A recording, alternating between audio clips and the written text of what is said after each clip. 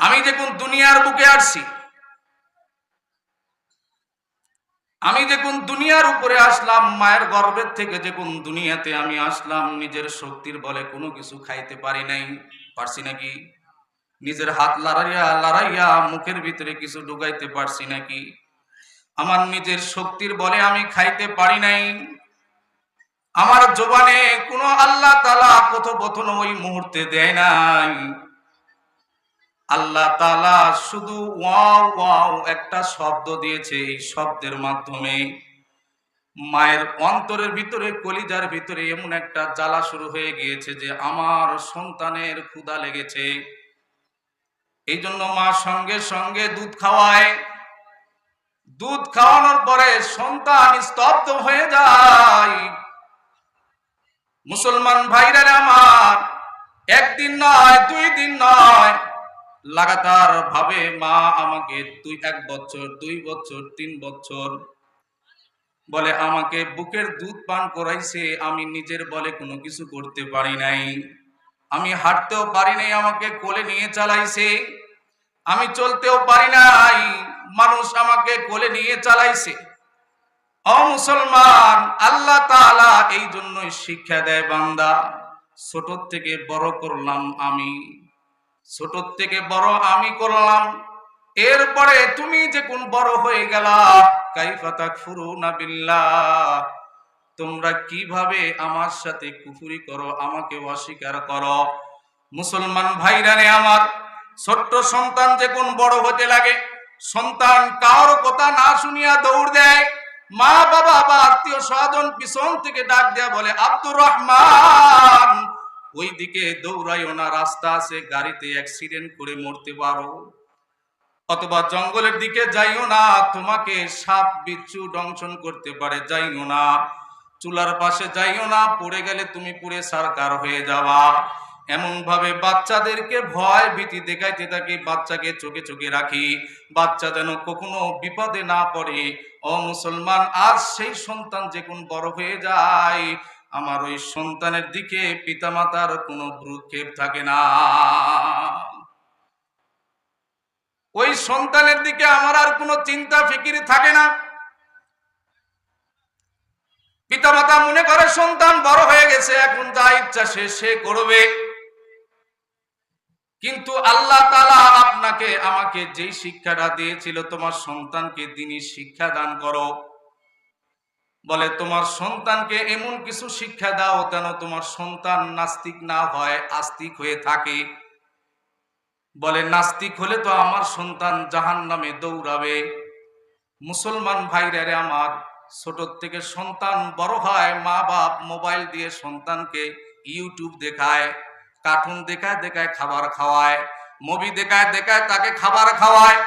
মুসলমান ভাইরা রে আমার, আজকে আমার আপনার সন্তানকে বিভিন্ন প্রকারের আমি ব্যভিচারী গুনাহগার কোনো কিছু গুনাহওয়ালা কিছু দেখাইয়া দেখাইয়া সন্তানকে সান্ত্বনা দেওয়া শিখলাম। এই সন্তান এক সময় এমন হবে রে, তুমি যে পিতামাতা তাও তোমাকে চিনবে না।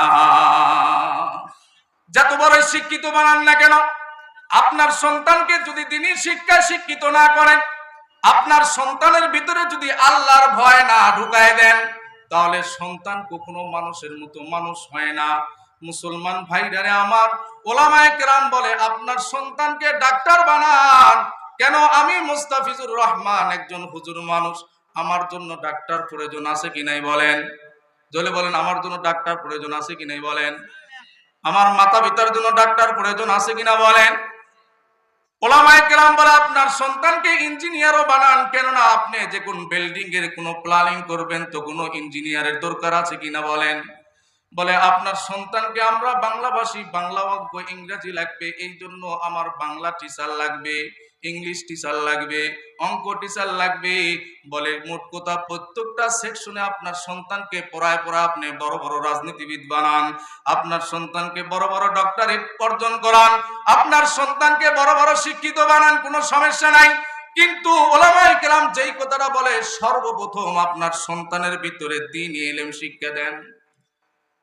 আপনার সন্তানকে দ্বীনি ইলম শিক্ষা দেন, যার দরুন আপনার সন্তান যেন নাস্তিক না হয়, আপনার সন্তান যেন পিতামাতার খেদমত থেকে উদাসীন না হয়, আপনার সন্তান যেন অপরের মাল জোরপূর্বক ভাবে যেন ভক্ষণ না করে, আপনার সন্তান যেন জেনা ব্যভিচারের মধ্যে যেন না ঢুকে। হে মুসলমান, আমার সন্তানকে যদি দ্বীনি ইলম যদি শিক্ষা দিতে পারি রে, আমার সন্তানের কলবের ভিতরে একটা ভয় থাকবে, আমার ভিতরে না আল্লাহর কালাম আছে। আল্লাহর কালাম বড় জিনিস। আজকে আমার সন্তানের জবান ফুটে যায়, আমি শিখাই, বাবা বলো ক্যাট মানে কি, ডগ মানে কি, এগুলো শিক্ষা দেই।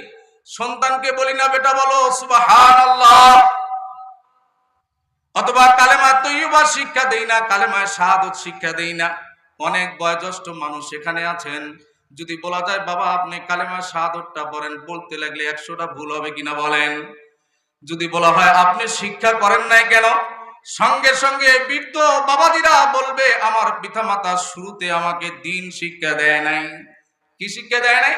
দ্বীন শিক্ষা দেয় নাই, আমাকে ছোট্টবেলা মক্তবে পাঠায় নাই। ও মুসলমান, আজ আমার সন্তানকে ফজরের সময় টিউশনির জন্য বা কোচিংয়ের জন্য আমার ঘরের স্ত্রীরা ফজরের আগে উঠে রান্না বাড়া শুরু করে, আমার সন্তানকে অমুক জায়গা নিয়ে যাইতে হবে। কারণ কি, একদিন যদি না নিয়ে যাই মাস গেলে তো আমার মায়না পেট করতে হবে, দিতে হবে কি হবে না? এই ভয়ে মা বাপেরা ফজরের আগের থেকেই রান্না বাড়া করে নাস্তা কমপ্লিট করে সন্তানকে ফজরের পর শীতের মধ্যেও নিয়ে যায়। কিন্তু মক্তবের মসজিদের ভিতরে ইমাম সাহেব বা মুয়াজ্জিন সাহেব ঘোষণা করে আপনার সন্তানকে কোরআন শিক্ষা দেওয়ার জন্য মসজিদে পাঠান। দেখা গেল সন্তানকে খুঁজে পাওয়া যায় না। যদি প্রশ্ন করা হয় ভাই আপনার সন্তান কেন মসজিদে আসলো না, বলে হুজুর সারাটা দিন শুধু প্রাইভেট আর প্রাইভেট আর টিউশনি আর ক্লাসের পর ক্লাস আছে, মক্তব পড়বে কখন। আমি মোস্তাফিজের সামনে একজন ব্যক্তি বলছিল হুজুর আপনি কি আমার সন্তানকে পাগল বানাইতে চান? বলেন নাউজুবিল্লাহ। আমি বললাম কেন পাগল হবে? বলে এই সারাটা দিন শুধু ক্লাস আর ক্লাস করেছে, আসর পর একটু সন্তানেরা বিনোদন নিবে, তাও আপনি বলেন মক্তবে পাঠান। তাহলে ওর দিমাগের ভিতরে এটা ঢুকছে যে কোরআন শিখলেই হয়তোবা মাথা নষ্ট হয়ে যাবে, নাকি কি বলেন? সারাদিন সন্তান স্কুলে গেল, প্রাইভেটে গেল, টিউশনিতে গেল, কোচিং এ গেল, সন্তানের মাথা নষ্ট হলো না, মক্তবে পাঠালেই সন্তানের মাথা নষ্ট হয়ে যায়। এই জন্য মুসলমান দিল দিয়ে বুঝবেন, আল্লাহ পাক রব্বুল আলামিন আপনাকে আমাকে ছোট থেকে বড় করছে, তিলে তিলে বড় করছে। এক পর্যায়ে আল্লাহ তাআলা বলে ওমা খালাকতুল জিন্না ওয়াল ইনসা ইল্লা লিয়াবুদুন। আল্লাহ তাআলা বলে বান্দারে মানুষ জাতি এবং জিন্নাত জাতিকে আমি বানাইছি একমাত্র কেবলমাত্র আমার ইবাদত করার জন্য। কার ইবাদত করার জন্য বলেন? আমার ইবাদত করার জন্য করছি, নাকি কোন নেতার ইবাদত করার জন্য? নাকি কোন নেতার দাসত্ব করার জন্য আমাকে বানাইছে? নাকি কোন মাজারে সেজদা করার জন্য আমাকে বানাইছে? কোন পীরকে কি আমাকে সেজদা করার জন্য বানাইছে? ও মুসলমান, আমার সন্তান এমন পর্যায়ে চলে গেছে রে, দুনিয়ার বুকে রাসূল নিয়ে যদি কেউ কটূক্তি করে, দ্বীন নিয়ে যদি কেউ কটূক্তি করে, মুসলমানের সন্তানেরা জাগ্রত হয় না। কিন্তু যদি নেতার বিরুদ্ধে কেউ যদি কটূক্তি করে, সঙ্গে সঙ্গে মুসলমানের সন্তানরা লাঠি নিয়ে দাঁড়িয়ে যায়। যায় কি যায় না বলেন? কিন্তু আল্লাহ বলতেছে আমি একমাত্র তোমাদেরকে বানাইছি আমার ইবাদত করার জন্য, কোনো গায়রুল্লাহর দাসত্ব মানার জন্য নয়। ও মুসলমান, আল্লাহ তাআলা বলেন কাইফা তাকফুরুনা বিল্লাহ, তোমরা কিভাবে আমাকে অস্বীকার করো, আমার সাথে কুফরি করো। কাইফা তাকফুরুনা বিল্লাহি ওয়া কুনতুম আমওয়াতা, তোমরা তো মৃত্যু ছিলা। আমরা মৃত্যু ছিলাম কি ছিলাম না বলেন? আমরা যে এই কামার দিয়ার বাড়িতে আমি জন্মগ্রহণ করব তাও জানি না। আল্লাহ বলে তোমরা তো মৃত্যু ছিলা, মৃত্যু বলে তোমাদের কোনো অস্তিত্ব ছিল না। কিন্তু আমি রব্বুল আলামিন তোমাদেরকে অস্তিত্ব দিয়া দুনিয়ার বুকে পাঠাইছি আমার ইবাদত করার জন্য, কারো দাসত্ব করার জন্য পাঠাই নাই। ৬০-৭০ বছর আমি তোমাকে সময় দিয়েছি, ৬০-৭০ বছর তুমি এই দুনিয়াতে আমার দাসত্ব করবা, আমার গোলামি করবা, পিতামাতার খেদমত করবা, রাসূলের সুন্নাহ অনুযায়ী চলবা। বলে এইগুলো ছাড়া অন্য কোনো কিছু করা যাবে না। আল্লাহ তাআলা বলে, বান্দারে এমন একটা সময় আসবে এই জমিনে তোমার কাছে আমি মালাকুল মউত পাঠাবো। ৬০-৭০ বছর জিন্দেগি তোমার শেষ, তোমার কাছে আমি মালাকুল মউত পাঠাবো। এই দুনিয়াতে আমি আপনি কেউ চিরস্থায়ী ভাবে থাকার জন্য আসছি নাকি? আবু লাহাব আল্লাহর রাসূলের চাচা, আবু লাহাবকে আল্লাহর রাসূল বললেন, ওগো চাচা, আমাকে আল্লাহ তাআলা পাঠাইছে একমাত্র এক রবের ইবাদত করার জন্য আর আমাকে নবী হিসাবে মানার জন্য। আবু লাহাব বলে, ভাতিজা যদি না মানে কি হবে? বলে, তুমি যদি না মানো তুমি জাহান্নামে যাবে। আবু লাহাব কয়, সমস্যা নাই, আমাকে আল্লাহ তাআলা অনেক সম্পদের মালিক বানাইছে, আমি সম্পদ ঘুষ দিয়ে জান্নাতে যাব। নাউজুবিল্লাহ বলেন। এই সম্পদ কি আমি আপনি কেউ নিয়ে যেতে পারবো নাকি? আমি আপনি যে ব্যাংক ব্যালেন্স করছি আল্লাহর রাস্তায় খরচ না করে, এই সম্পদ কি আমি সাথে করে কবরের জিন্দেগিতে নিতে পারবো? কেউ নিয়ে গেছে ইতিপূর্বে। হযরত মূসা আলাইহিস সালাতু ওয়াস সালামকে আল্লাহ তাআলা কারুনের কাছে পাঠাইলেন। কার কাছে? কারুনের কাছে পাঠাইলেন। কারুনে যা বলতে বললেন, যাকাত দিতে বলো। মূসা আলাইহিস সালাতু ওয়াস সালাম কারুনকে বলল, ভাই তোমাকে আল্লাহ তাআলা অনেক সম্পদ দান করেছে, আল্লাহর রাস্তায় দান করো। কারণ চিন্তা করলো, আমার সম্পদ তো অনেক কমে যাবে, আমার সম্পদ তো অনেক কমে যাবে। তো কারণ কৌশল অবলম্বন করলেন, একজন মহিলাকে অর্থ দ্বারা ক্রয় করলেন যে মূসা আলাইহিস সালাতু ওয়াস সালাম অমুক ময়দানে বয়ান করবে, মাঝখানে আমি প্রশ্ন করব, আর এই প্রশ্ন অনুযায়ী মূসা যখন উত্তর খুঁজবে তখন আমি তোমাকে উঠায় দেব, তুমি বলবা মূসা আমার সাথে অপকর্ম করছে। নাউজুবিল্লাহ বলেন, একটু জোরে বলেন ভাই, নাউজুবিল্লাহ। আল্লাহর নবীগণরা, আল্লাহর রাসূলেরা নিষ্পাপ নাকি পাপী? বলে, যে ব্যক্তি বলবে নবীদের গুনাহ আছে, ঈমান থাকবে? বিনা দলিলে সে ঈমান হারা হয়ে যাবে। নবীরা বেগুনাহ, মাসুম। কিন্তু কারণ মূসা আলাইহিস সালাতু ওয়াস সালামের নসিহতের মজমা চলতেছিল, মজমা যখন শেষ হতে যায়, কারণ বলে, ওগো নবী, আপনার কাছে একটা প্রশ্ন। বলে, কি প্রশ্ন? বলে, ওগো নবী বলেন তো দেখি, যদি আপনার উম্মতেরা গুনাহ করে যেই শাস্তি হবে, যদি আপনিও যদি সেই গুনাহ করেন একই শাস্তির ভাগী কি আপনিও হবেন নাকি? হযরত মূসা বলে, অবশ্যই। হযরতে কারুন ওই জানি মহিলাকে বলল, এ বোন তুমি দাঁড়িয়ে যাও, মূসার বিরুদ্ধচার করো। মূসা আলাইহিস সালাতু ওয়াস সালাম মহিলার দিকে তাকাইয়া বলে, দাঁড়াও। কি বলবা? দাঁড়াও। মহিলাটা দণ্ডায়মান হয়ে গেল, দাঁড়ায় গেল। হযরতে মূসা আলাইহিস সালাতু ওয়াস সালামের চেহারার দিকে তাকাইয়া বললেন, ওগো মূসা, এই যে কারণ আমাকে এত দিরহামের বিনিময়ে আমাকে ক্রয় করেছে আপনার বিরুদ্ধচার করার জন্য, আমি আসলে, আপনি আমার সাথে কোনো কিছুই করেন নাই, আপনার সাথে আমার সাক্ষাৎও হয় নাই। হযরত মূসা আলাইহিস সালাতু ওয়াস সালাম আল্লাহকে বলে, আল্লাহ, এই কারণকে কি করা যায়? হযরতে মূসা আলাইহিস সালাতু ওয়াস সালামের আওয়াজের সাথে সাথে আল্লাহ পাক রব্বুল আলামিন বলে, ওগো মূসা, সমগ্র দুনিয়ার মাটি তোমার তাবে বানায় দিলাম, মাটিকে তুমি যা অর্ডার করবা আল্লাহ তাআলার অর্ডারে মাটি তাই গ্রহণ করবে। সুবহানাল্লাহ। মূসা আলাইহিস সালাতু ওয়াস সালাম বলল, মাটি দেখো কি কারণকে গিল, কারণ গাঁটতেছে। বলে, মূসা ভুল হয়ে গেছে, ক্ষমা করে দাও, সব সম্পদ আমি আল্লাহর রাস্তায় খরচ করব। মূসা আলাইহিস সালাতু ওয়াস সালাম খুব নরম মানুষ। হ্যাঁ, মূসা নরম মানুষ ছিল। মুসা কোনো কথার কর্ণপাত করলেন না, মাটিকে আবারও প্রশ্ন করলেন, গাড়ো।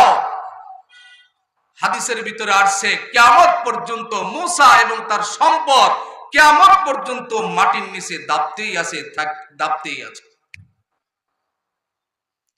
এই জন্য এই সম্পদ কেউ নিয়ে যাইতে আসি নাই। কেউ নিয়ে যেতে আসছি নাকি বলেন? আজকে সন্তানকে বিবাহ দেওয়ার পর সন্তান বাপ মাকে বাদ দেয় না, কারণ আমার যেই টাকা কামাই হয় বাপ মাকে যদি দেই আমার সন্তানরা চলবে কি করে? এই কথা অনেক সন্তান কয় কি কয় না বলেন? আমি যেই টাকা কামাই করি এই টাকা আমার বিবি বাচ্চা নিয়েই হয় না, আবার বাপ মা দেখবো কি করে? কিন্তু আমার আপনার পিতা মাতা তো এই চিন্তা আমার আপনার জন্য করে নাই, করছে নাকি? শীতের মৌসুমে কত মানুষকে মাঠের ভিতরে দেখা যায় পাতলা কাপড় পরে কাজ করছে, কিন্তু তার ঘরের ভিতরে গেলে দেখা যায় সন্তানকে মোটা কাপড় পরিধান করে রেখেছে। বাবার দিলের ভিতরে এই আশা আকাঙ্ক্ষা, আমি শীতে মরি কিন্তু আমার সন্তানকে মৃত্যুবরণ করতে দিব না, কষ্ট দিব না। বাবা অসুস্থ থাকে কিন্তু সন্তানের সর্ব অবস্থায় চিকিৎসার জন্য ওষুধ লাগিয়ে রাখে। আমার আপনার যে মা, জনম দুঃখিনী মা, মুসলমান ভাইরারে আমার কথাগুলো ভালো করে বুঝবেন। জনম দুঃখিনী মা কখনো সন্তান থেকে কিছু চায় না। সর্ব অবস্থায় সন্তানকে একটা কথা বলে, বাবা তুমি মানুষের মতো মানুষ হও। মা না খাইয়া থাকে কিন্তু সন্তানকে অনাহারে কখনো রাখে নাই। এ মুসলমান, কার জন্য কি করছো রে? আল্লাহ তাআলা করোনা নামক একটা জিনিস এই দুনিয়ার বুকে দিয়ে বান্দাকে বুঝাই দিল। আল্লাহ তাআলা বলেন, ইয়াউমা ইয়াফিরুল মারউ মিন আখিহি ওয়া উম্মিহি ওয়া আবিহি। আল্লাহ তাআলা বলে, বান্দারা কার জন্য কি করছো? কাল হাসরের ময়দানে তো কেউ কারো হবে না। কেউ কারো হবে না কি বলেন? কেউ তো কারো হবে না। আল্লাহ তাআলা দুনিয়ার বুকে করোনা নামক বস্তু দিয়া বান্দাকে বুঝাইলো, বান্দা দুনিয়াতেই দেখো তোমাকে কেউ মানে না, তোমাকে কেউ দেখে না। আল্লাহ পাক রব্বুল আলামিন বলে, বান্দারে তোমার করোনা হয়েছে, যেই সন্তানের জন্য সারাটা জিন্দেগি তুমি নষ্ট করে দিয়েছো, ওই সন্তানও কখনো তোমার কাছে যাইয়া সাহস পায় নাই। এমনি মিডিয়ার মাধ্যমে দেখা গিয়েছে বাবার করোনা হয়েছে, ঘর থেকে বাইর করে বাইরে রেখে আসছে।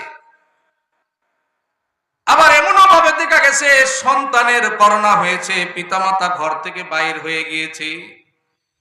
দুনিয়াতে যেমন কেউ কারো নয়, আখিরাতের জিন্দেগি তো কেউ কারো হবে না। আল্লাহ তাআলা আপনাকে আমাকে যেই কাজের জন্য পাঠাইছে ওই কাজটা যদি আমার আপনার করা যায় তাহলে কাল হাসরের ময়দানে আমার আপনার মুক্তি পাওয়া যায়। আল্লাহ তাআলা বলেন, ইয়া আইয়ুহাল্লাযীনা আমানুত্তাকুল্লাহা ওয়াল তানজুর নাফসুম মা কদ্দামাত লিগাদ ওয়াত্তাকুল্লাহ ইন্নাল্লাহা খাবীরুম বিমা তা'মালুন। আল্লাহ তাআলা বলে, বান্দা দুনিয়ার বুকে আমার ইবাদত করবা, আখিরাতের জন্য তোমার আখিরাতে একটা ব্যাংক বানাইছি। সেই ব্যাংকের ভিতরে তোমার আমলগুলো গচ্ছিত হবে কাল হাসরের আযাব থেকে রক্ষা পাওয়ার জন্য। ও মুসলমান, এই দুনিয়াতে কেউ কারো না। আজকে আমি বকিলতা করে সন্তানের জন্য 5 তলা 6 তলা বিল্ডিং করছি, 10 বিঘা 20 বিঘা জমি জমা আমি ক্রয় করছি, আমার টাকাগুলো লক্ষ লক্ষ টাকা ব্যাংক ব্যালেন্স করছি সন্তানের সুখের আশায়। কিন্তু এই সন্তান তো কাল হাসরের ময়দানে আপনার কোনো কাজে আসবে না।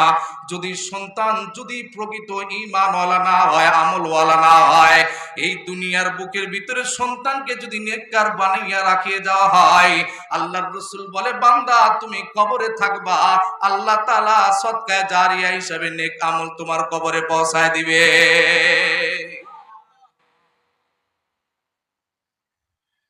আমার আপনার মৃত্যুর সংবাদ আসবে, আত্মীয় স্বজন আমার বাড়ি পুরা হয়ে যাবে, মানুষ শুধু হায় হুতাশ করবে। আমার আপনার ভালো দিক থাকলে মানুষ আফসোস করবে, হায় রে অমুক সন্তান ছিল, সর্ব অবস্থায় মানুষকে নামাজের দিকে আহ্বান করছে, সর্ব অবস্থায় গুনাহমুক্ত থাকার জন্য সন্তান বলছে আজ দুনিয়া থেকে চলে গেল, আর কে বলবে? কবি বলেন, এমন হে জীবন তুমি করো হে গঠন, মরণে হাসিবে তুমি কাঁদিবে ভুবন। এমন হে জীবন তুমি করিও না গঠন, মরণে কাঁদিবে তুমি হাসিবে ভুবন। এইরকম যেন না হয় আপনি মারা যাবেন আর এই দুনিয়াবাসী আপনার জন্য ক্রন্দন করবে। ও মুসলমান, কত আল্লাহওয়ালা দুনিয়া থেকে যখন চলে যায় মানুষের কান্না রোল পড়ে যায়, ওলামায়ে কেরাম একত্রিত হয় আর সেই বান্দার নেক কথাগুলো বলতে থাকে। পক্ষান্তরে যদি মানুষ গুনাহগার হয়, বান্দারা বলে জালেম মারা গেছে, আল্লাহ আমাদেরকে রক্ষা করছে, ঠিক কিনা? এই দুনিয়াতে তো আমার আপনার দাম নাই। যে আত্মীয় স্বজন আমার আপনার জানাজায় আসলো, এই জানাজা করে চলে যাবে, আমার পিতামাতা, আমার সন্তানাদি, আমার স্ত্রী ক্ষণিকের কিছুদিনের জন্য ক্রন্দন করবে, একদিন, 2 দিন, 7 দিন, পরজরে আপনার জন্য 1 মাস ক্রন্দন করবে, আফসোস করবে। এরপর আপনার কোনো খবর নিবে বলেন? 1 মাস পর্যন্ত ওলামায়ে কেরামকে নিয়ে যায় দোয়া করায়, কোরআন খতম করায়, কিন্তু সন্তান করতে পারে না। হযরতে জাকারিয়া রাহমাতুল্লাহি আলাইহি তার মালফুজাতের ভিতরে লেখেন, একজন আল্লাহর ওলি কবরের পাশ দিয়ে যাওয়ার সময় সূরা ইয়াসিন তেলাওয়াত করতেছিল।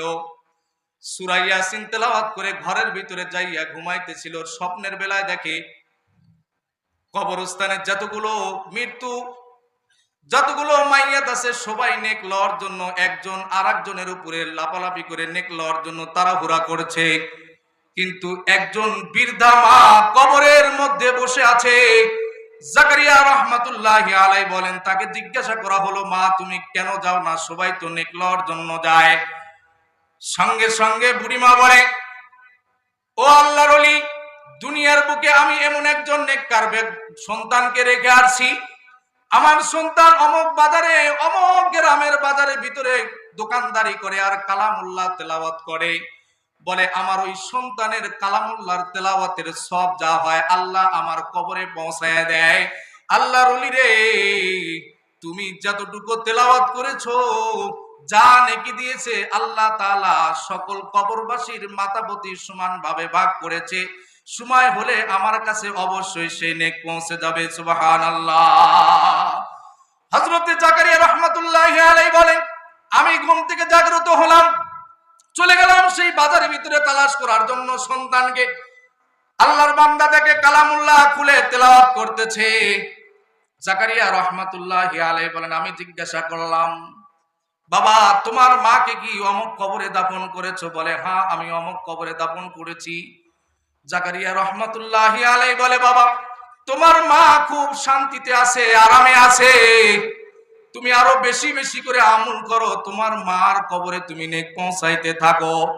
জাকারিয়া রাহমাতুল্লাহি আলাইহি বলেন, আমি ঘুরে চলে আসলাম, কিছুদিন পর আবার এই কবর দিয়ে আমি যাইতেছিলাম, আবার তেলাওয়াত করলাম, রাত্রবেলা স্বপ্ন দেখি, স্বপ্ন আজকে উল্টায় গেছে। বলে বুড়িমা দেখি সবাইকে টপকাইয়া সামনের দিকে অগ্রসর হয়। আমি জিজ্ঞাসা করলাম, কিরে মা তুমি আর আগে আমাকে কি বললা? আজকে দেখি তুমি তার উল্টা কাজ করছো। বলে ও আল্লাহর ওলি, এতদিন আমি সন্তানের দাপটে ছিলাম, কিন্তু আজকে আমার সন্তানও আমার পথের প্রতীক হয়ে গেছে। অর্থাৎ আমার সন্তান আর এই দুনিয়াতে নাই। আমি যেমন মাইয়াত হয়েছি, আমার সন্তানও মাইয়াত হয়েছে। ও মুসলমান, কার জন্য কি করছো রে? এমন সন্তান রেখে যাইতেছো, বাবার লাশ জমিনের উপরে রাখিয়া বন্টন করে অর্থ। দেখছেন না দুনিয়াতে ঢাকার বুকে বাবা মারা গেছে, 2 ভাই অর্থ বন্টন নিয়ে মারামারি লাগছে। আগে সম্পদ ভাগ হবে, এরপর বাপকে দাফন করব। ও মুসলমান, কার জন্য কি করছো? কেউ কাজে আসবে না। আল্লাহ তাআলা এই জন্য বলেন, ইয়াউমা ইয়াফিরুল মারউ মিন আখি ওয়া উম্মিহি ওয়া আবি। তুমি কার সাথে করছো? তোমার সন্তানের জন্য অর্থ করছো, এই সন্তান তো তোমার জন্য অর্থ খরচ করে না। তোমার সন্তানের জন্য তুমি বখিলতা করেছো, তোমার সন্তানের জন্য 20 তলা বিল্ডিং করেছো, কিন্তু এই সন্তান তো এক ওয়াক্ত নামাজ পড়ে না। এই সন্তান তো তোমার জন্য কোনো টাকা পয়সাও আল্লাহর রাস্তায় খরচ করে না। ও মুসলমান, এই কন্দন দিয়ে কি ফায়দা হবে? কন্দন তো একদিন শেষ হয়ে যাবে। আমি যদি মারা যাই, আমার মাকে যদি বলা হয়, মা তুমি তো 10 মাস 10 দিন সময় তোমার সন্তানকে পেটে রেখেছিলা, তুমি একটা সেকেন্ড তোমার সন্তানকে নিয়ে এক বালুসের উপরে ঘুমাও, মা তাও রাজি হয় না। বাবাকে যদি বলা হয় তোমার সন্তানকে ঘুমাও, বাবাও রাজি হয় না।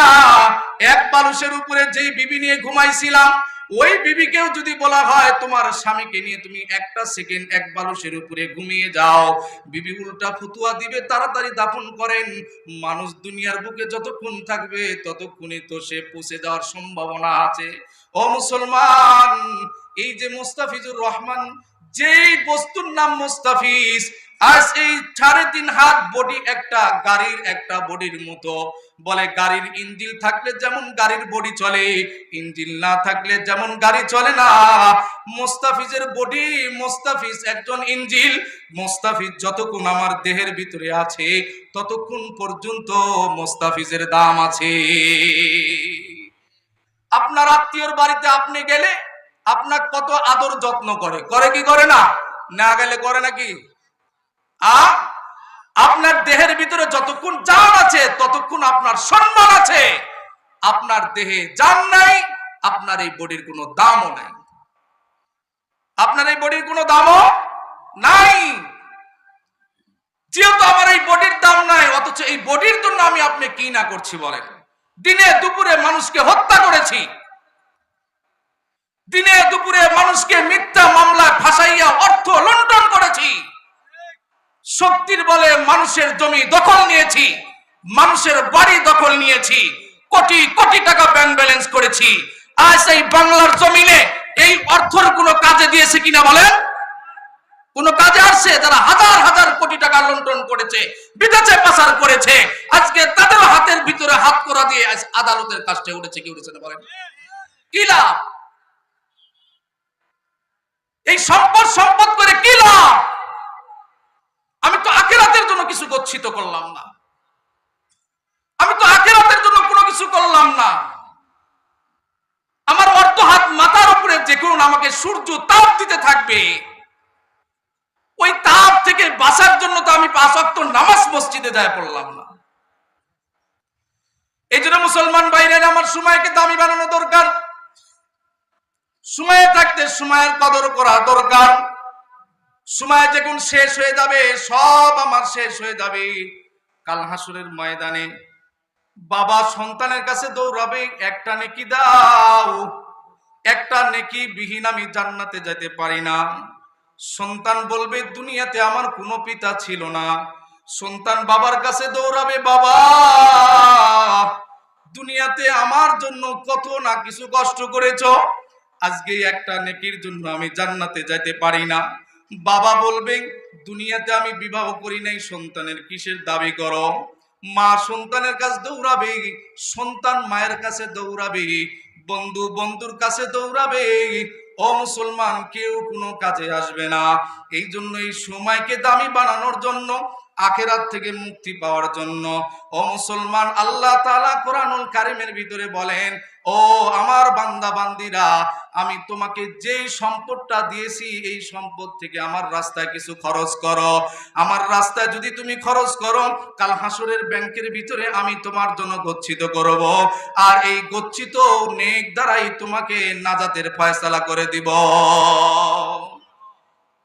হযরতে ইব্রাহিম বিন আদহাম রাহমাতুল্লাহি আলাইহি একজন বড় প্রকৃত মুহাক্কিক আলেম ছিলেন, আবেদ ছিলেন, আল্লাহর ওলি ছিলেন। হজের মৌসুমে হজ করতে গিয়েছে, হজ শেষ হয়ে গেছে, হাতিমে কাবার ভিতরে ঘুমিয়ে আছে। দেখে 2 জন ফেরেশতা, 2 জন ব্যক্তি, 2 সাইডে, মাথার পাশে একজন, পায়ের পাশে একজন বসে আছে, আর প্রশ্ন করতেছে একে অপরকে, কিরে এই বছর হজে কতগুলো মানুষ এসেছিল? বলে 5 লক্ষ মানুষ হজে এসেছিল, কয়জনের হজ কবুল হয়েছে? বলে একজনেরও হজ কবুল হয় নাই। একজনের হজও কবুল হয় নাই। আজ হজ কবুল হবে কি করে? আমি আপনি তো হাজি নাম উপাধি লওয়ার জন্য হজে যাই কি যাই না? মেয়েকে সম্পদ না দিয়ে সন্তানকে লেগে দিয়ে হজে যায়। মানুষের সম্পদ জোর দখল করে আমি দখল করে নিয়েছি, ওইটা বিক্রয় করে হজে যায়। আমার হজ কবুল হবে কি করে বলেন দেখি? এই শহর অঞ্চলের লোক না, প্রত্যন্ত অঞ্চলের লোকেরাও মেয়েকে সর্ব অবস্থায় ঠকাইতে চায়। ভাইয়েরাও হয়েছে কিভাবে বোনদেরকে ঠকাতে পারা যায়। এই জন্য হজে গেলে তো হজ কবুল হয় না। কাবার গেলাপ ধরে বান্দা কাঁদে, আল্লাহ আমাকে গুনাহ মুক্ত বানায় দাও। হজরে আসওয়াদ পাথরে কাঁদে, আল্লাহ আমার গুনাহ মুক্ত বানিয়ে দাও। আল্লাহ বলে আমার সাথে ঠাট্টা করতে আইছিস? মানুষের হক মেরে তুই আসছস, তুই মানুষকে রাজি খুশি করার জন্য আসছিস, আমার কাছে তোর কোনো কিছু এখন পাওনা নাই। হযরত ইব্রাহিম বিন আদম রাহমাতুল্লাহি আলাইহি বলে, আমি শুনতেছিলাম হঠাৎ করে একজন ফেরেশতা বলে একজন ব্যক্তির হজ কবুল হয়েছে কিন্তু সে এখনো বাইতুল্লাহ আসে নাই। সুবহানাল্লাহ বলে। বলে সে কি করে? বলে সে অমুক বাজারের মুসি,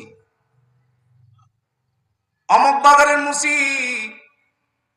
সে যেই টাকায় কামাই করে 3 ভাগ করে, একটা সংসারের জন্য ব্যয় করে, একটা হজে যাওয়ার জন্য এক জায়গায় গচ্ছিত করে, আর একটা দোকানে মাল সামানা ক্রয় করে। বলে যে কোন হজ করার মতো অর্থ তার কাছে, আর সে হজে যাবে। স্ত্রী বায়না ধরলো, তুমি হজে যাবা, হজে যাওয়ার পূর্বে আমাকে কিছু গোশত খাওয়াইতে হবে। বিবির ওয়াদা পূরণ করতে যাইয়া আল্লাহর ওলি বলেন, ওই আল্লাহর ওলি মুসি সে বাজারে যায় গোশত পায় না, অতিরিক্ত অর্থ তার কাছে নাই। বলে দূর থেকে দেখা যায় একজন বৃদ্ধা মা সে গোশত রান্না করছে। আমি যা বললাম, বাবা মা একটু গোশত দাও, আমার স্ত্রী বায়না ধরেছে, আমার স্ত্রীকে আমি খাওয়াবো, আমার কাছে গোশত কেনার মতো কোনো পয়সা করি নাই। বুড়িমা বলে, ও আল্লাহর বান্দা, আমার কাছে আসছো, আমার এই গোশত তোমার জন্য খাওয়া হালাল হবে না। বলে কেন হবে না? বলে এই গোশতটা আমি মৃত প্রাণীর থেকে নিয়ে এসে রান্না করছি, কেননা আমার ঘরে আমার জীবন বাঁচানোর জন্য কোনো কিছুই আমার ঘরে অবশিষ্ট নাই।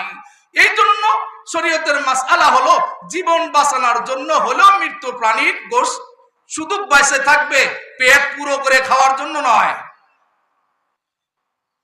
হযরত ইব্রাহিম বিন আদম রাহমাতুল্লাহি আলাইহি বলেন, মুসিকে আমি জিজ্ঞাসা করলাম, ভাই তুমি হজে যাও নাই কিন্তু তোমার হজ কবুল হলো কেমনে? বলে আমি যেই টাকাটা হজের মৌসুমে যাওয়ার জন্য গচ্ছিত করেছিলাম, ওই টাকা সম্পূর্ণ আমি বুড়িমাকে দান করে দিলাম। সুবহানাল্লাহ। কিন্তু নিয়তটা পাকা ছিল, অর্থটা হালাল ছিল।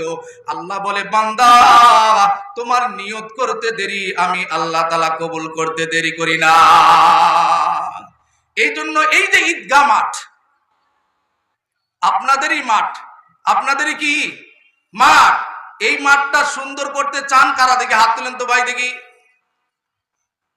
অনেকে চায় না, বাইরে এলাকার নাকি আপনারা? এই ঈদগাহ মাঠ নামাজের স্থান। এই ঈদগাহ মাঠ কি নামাজের স্থান।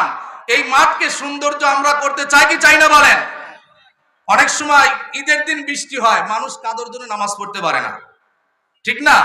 যেহেতু এই মাহফিলটা ঈদগাহ মাঠ কমিটির উদ্যোগে মাঠ সংস্কারের জন্যই দিয়েছে, এই জন্য খুশি খুশি বলি, দেখি ভাই আমি 5 জন ব্যক্তিকে আমি চাবো 10টা 1000 করে টাকা কোন আল্লাহর বান্দা এই ঈদগাহ মাঠ সংস্কারের জন্য দেবো ইনশাআল্লাহ। দেখি প্রথম নাম্বার কোন ব্যক্তি আছে? আমরা দোয়া করে দিব। মুসাফির আসছে প্রধান বক্তা, উনি দোয়া করে দিবে, মুসাফিরের দোয়া আল্লাহ তাআলা কবুল করে নেয়। আব্দুল্লাহ ইবনে মুবারক রাহমাতুল্লাহি আলাইহি যেই ঘটনাটা বর্ণনা করলেন, বলে সে মুসি ব্যক্তি, তার হালাল টাকা হজের জন্য রাখা সত্ত্বেও সে নিয়ত পাকা করেছিল, আরেকজন দুগুনিকে দান করার কারণে আল্লাহ তাআলা তার হজ কবুল করে নিয়েছে। ও মুসলমান, মাসআলা শুনেন, আপনি যদি নিয়ত করেন আমি বাইতুল্লাহ জিয়ারত করব, আগামীতে আমি জিয়ারত করব, নিয়ত করেছেন, আপনার কাছে অর্থ ছিল, আল্লাহ তাআলা দুনিয়া থেকে নিয়ে গিয়েছে। আল্লাহর রাসূল বলেন, কাল হাসরের ময়দানে আপনাকে হাজী হিসাবে আখ্যায়িত করবে। সুবহান।